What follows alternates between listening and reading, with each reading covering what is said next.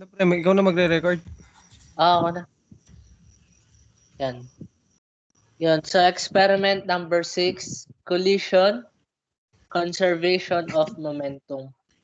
So, first objectives is number 1, draw before and after pictures of collision. Number 2, construct momentum vector representations of before and after collisions.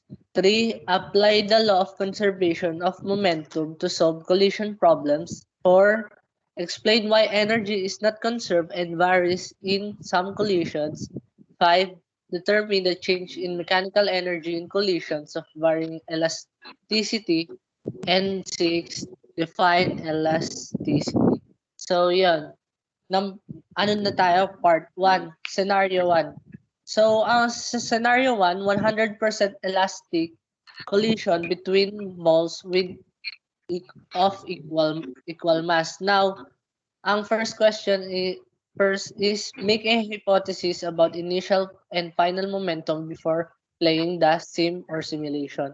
So, may isang sagot po namin is our group's hypothesis po is that the initial and final momentum of both balls summation will stay the same if they have the same velocity po. Meaning that it will be dependent on the initial velocity, but if their start velocity are the same, they will have the same velocity outwards. Number 2, complete the following data in the table po. Perform 2 trials. So, trial before simulation. Ang ginawa po namin is, yung dalawang ball po is ginawa po namin 1.5 kilograms.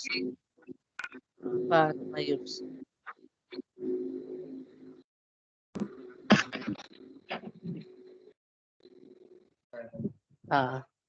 Yan. Then, yung elasticity po, yun po, 100%. Di na po namin binago. Then, pinagbangga po namin. Start. Yun. As we can see po, makikita po natin yung result. Check mo yung more data po. Nasa taas nung mga... Yan. So, yan po yung nakuha namin. Ang velocity po is 1 meter per second. Yung ball 1. Ball 2 is 0.50 meter per second.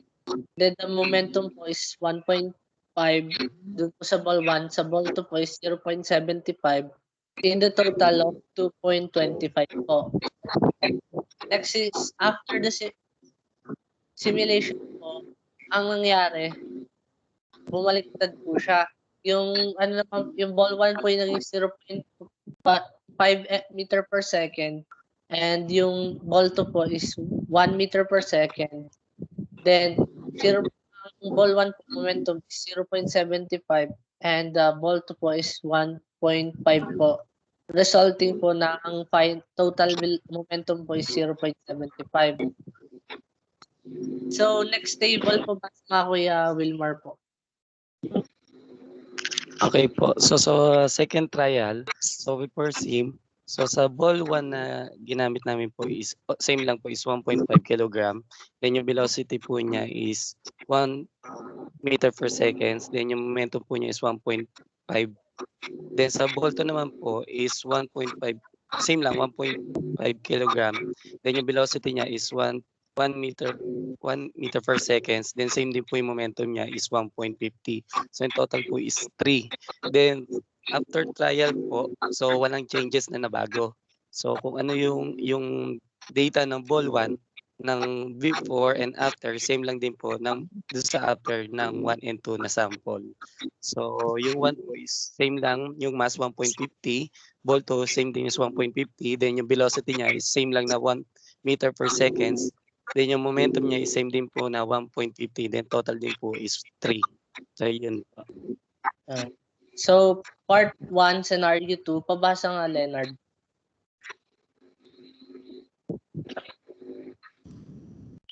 Part 1, scenario 2. 100% elastic collision between balls and an equal mass.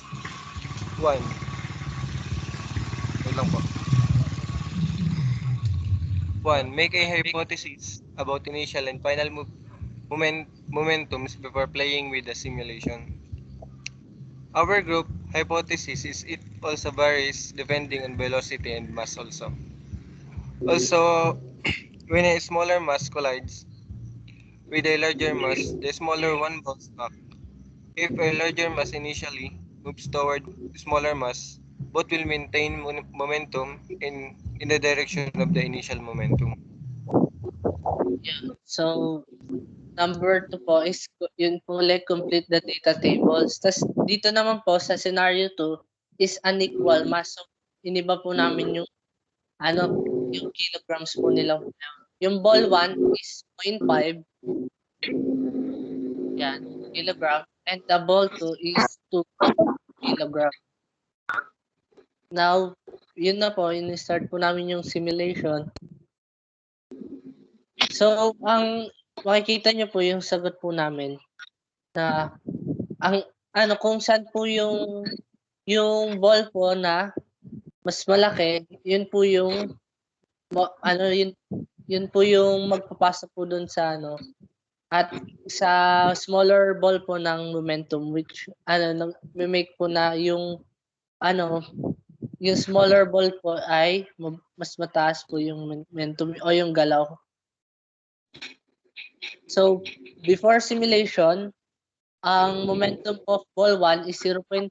The momentum of ball 2 is negative 1 po. Resulting po into total of negative 0.5 po. After simulation naman po, ang nangyari po, momentum of the ball 1 is negative 0.70 and the momentum of ball 2 is 0.20. Then, trial naman po, ang momentum po ng ball 1 is 2 and the momentum of ball 2 po is negative 0.75. And for the trial 3 after the simulation, ang momentum po is 0.58 yung ball 1 po and ball 2 is 1.82. Then, resulting po into 2.4 po yung total. So, number 3, pabasa po ko yung Jax po. Sa number 3, what is the relationship between the initial and final total momentums in scenario 1 and in scenario 2? As a function of the conservation of momentum phenomenon, the initial and final momentums of both balls are related, or is it equal? As per the Newton's second law of conservation, in an elastic collision, the force acting on an object is equal to its momentum change over time. Yeah. So, yun po isang. For number 4, Kuya Wilmar. So for the number 4, describe the motions of the balls before and after the collisions in scenario 1. Describe the motion of the balls before and after collision in scenario 2. So the ball interchange the same amount of kinetic energy and momentum, maintaining the overall momentum. Following the impact, the ball's mass and velocity were almost reversed. As a result, the following impact, the ball 2 achieves the velocity and direction of ball 1, which the ball is one those the exact opposite, and both balls exchange direction, resulting in perfect inelastic collisions. Yeah. So, move on na po, miss, for the part 2. Create 3 more distinct scenarios in 1D, including 1 total inelastic collision, 0 elasticity.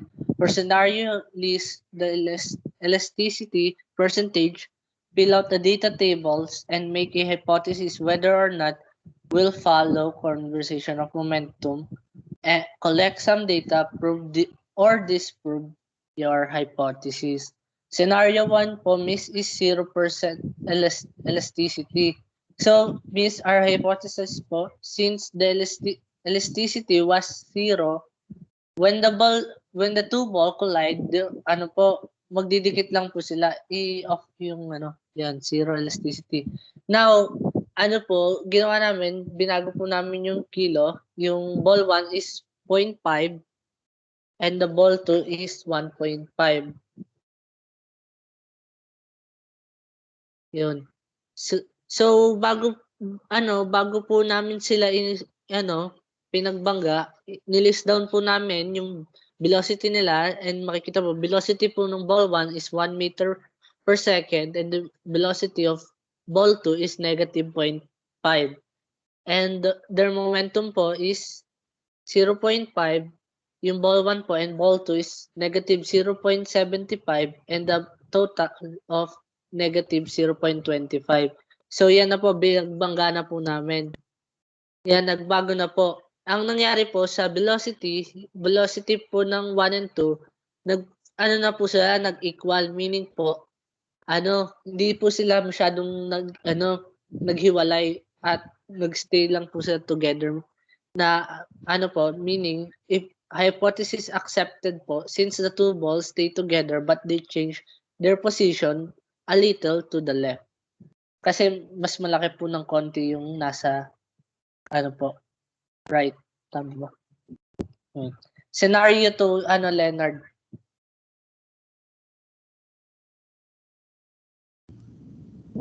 Scenario 2, elasticity percentage. 30% elasticity percent. Hypothesis, since the elasticity 30% when the balls meet, there will be a slight movement that will happen before. Before sim, 30%. ball 1 30%. 0.5 kilogram, tapos ang velocity po 1 meter per second at ang momentum po 0.50. Ball 2 1.5 kilogram, velocity po 0.5 meter per second, momentum negative 0.75 equals po 0.25. After simulation po, ball 1, yung mass po 0.5 kilogram, tapos yung velocity po negative 0.46 meter per second, momentum negative 0.23. Ball 2 po 1.5 kilogram, velocity 0.01 meter per second, momentum negative 0.02 equals, ang total po ay negative 0.25.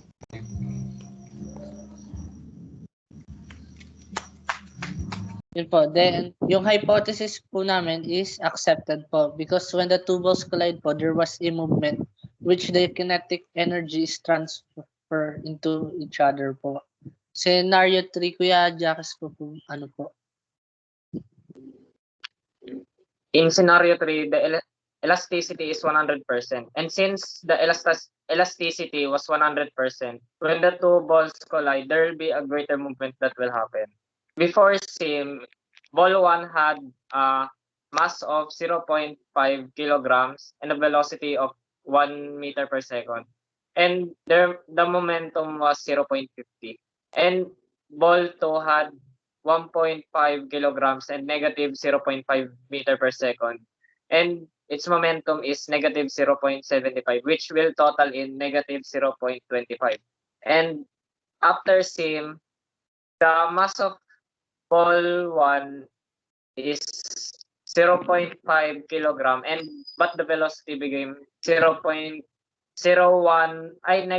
1.25 meter per second, and its momentum became negative 0.63. And ball 2 had a mass of 1.5 kilograms and has a velocity of 0.25 meter per second. And its momentum became 0.38, which will total in negative 0.25. So our hypothesis po is accepted po again because when the two balls collide, there was a great movement and the two balls are far away from each other. They have high kinetic energy as shown po dun sa simulation po namin. So for the summary, in minimum of 3 sentences, describe the main ideas learned in this activity regarding the initial and find the total momentum in this collision. So momentum is always conserved in collisions between two independent objects. Only elastic collision conserve kinetic energy. and inelastic collision, kinetic energy is not conserved. But if the two objects stick together after the collision and proceed at the same velocity, the collision is perfectly inelastic or 100%. So for the conclusion, Miss, nag-cite po kami doon ng drawing ng before and after ng sarili po namin simulation. Then for our full conclusion po, nandun na po, in-state na po namin. So, the law of conservation of momentum or the Newton's third law of motion states that when two or more bodies collide, the force released by a body will have an equal force acquired by the other body. This implies that their total momentum remains the same unless they have external force applied. Because some collisions are inelastic, meaning that KE or kinetic energy is not conserved due to internal friction. When the two bodies collide and did not separate from each other, on the other hand, momentum is conserved. Because of the momentum of both bodies remain the same before and after the collision takes place. When the collision takes place in an isolated system, the total or overall momentum of the system of the object remains the same. Meanwhile, elastic collisions are collisions wherein kinetic energy and momentum also remains the same. Since energy is conserved, therefore the collision is perfectly elastic. Elasticity is defined as the ability of the objects to get back again to its real shape after being deformed as the force is removed. One example is the colliding billiard cue ball hitting each other and dribbling a basketball. You can notice that it bounced back to your hand after hitting the ground. That is all po, Miss. Thank you po. Thank you po. Thank you po. And the Thank you, Kuya.